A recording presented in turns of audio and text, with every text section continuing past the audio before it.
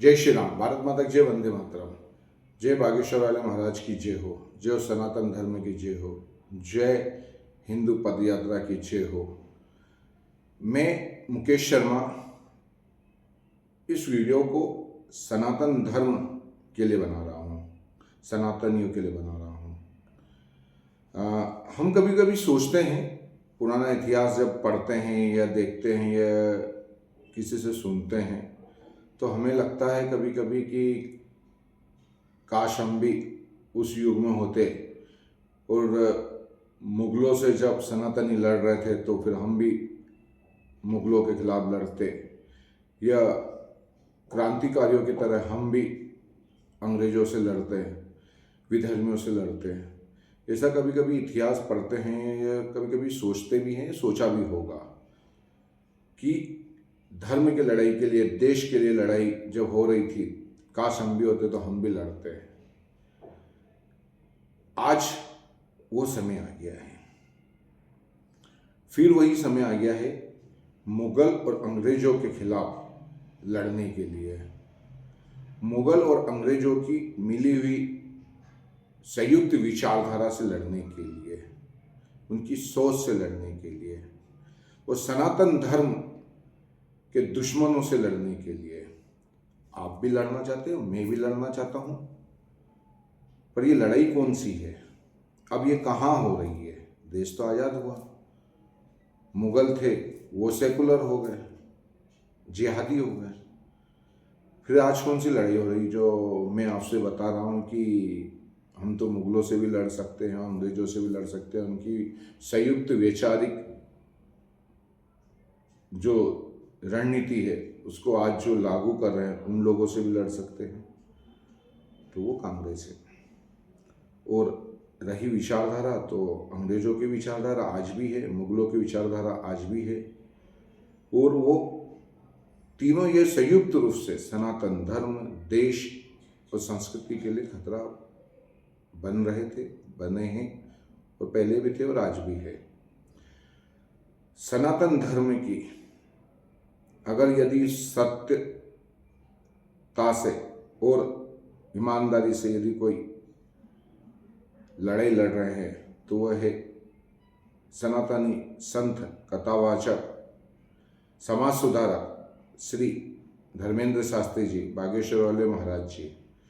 वो पद यात्रा निकाल रहे हैं समरसता के लिए, सनातन धर्म के भाई बहनों को एक करने के लिए और एकता के लिए, सनातन एकता के लिए। इस सनातनी कार्य में हमें और आपको सबको एकत्रित होना चाहिए। ठीक है, हो सकता है कि हम वहाँ तक नहीं जा सकते हैं, पर हम सोशल मीडिया से और हमारे अपने लोगों से, मिलने जुलने वालों से इस विषय में चर्चा करके कि ये कौन सी विचारधारा की यात्रा है, ये क्या सोच रखते हैं, ये क्यों जा रहे हैं, ये क्यों निकले हैं। जब हम देख रहे हैं कि सैकड़ों साधु संत अपने मठों में बैठकर आराम से कुंटलों का भार झेलकर सनातन धर्म के लिए, हिंदू धर्म के लिए, सनातन द्रोहियों के खिलाफ कभी रोड पे नहीं निकले, कभी निकल भी नहीं रहे हैं। उन्हें अपने मठों से मतलब है, उन्हें अपने मंदिरों से मतलब है, पर उन्हें सनातन धर्म, हिंदू धर्म, संस्कृति और देश से कोई मतलब नहीं है। पर एक संत, एक कथावाचक जिन्होंने प्रण किया है कि मैं मेरा सर्वोच्च निछावर करने को तैयार हूं, पर मैं हिंदू धर्म को, हिंदू संस्कृति को और सनातन को, जो पुराना खोया हुआ गौरव वैभव वापस प्राप्त करने के लिए एक गिलहत्री के जिस तरीके से राम काज में योगदान दिया था, ऐसा योगदान देना चाहता हूं। और उन्होंने उस लक्ष्य को प्राप्त करने के लिए स्टार्टिंग कर दी है। अब आपको और हमको उस विचारधारा को ज़्यादा से ज़्यादा लोगों तक पहुंचाना है, सनातनियों तक पहुंचाना है। इसके लिए आपको और मुझे सोशल मीडिया से और सब जगह अपने स्तरों पर इस प्रचार प्रसार को करना पड़ेगा। हिंदू जोड़ो यात्रा जब विधर्मियों के और देशद्रोहियों के और कुछ मौकापस्तों की विचारधारा, कुंठित विचारधारा से त्रस्त होकर कुछ सनातनी भटक गए हैं, बहक गए हैं। उन्हें वापस लाने के लिए, सनातन धर्म को वापस उन्हें अपना वैभव दिलाने के लिए सनातनी यात्रा निकाली जा रही है।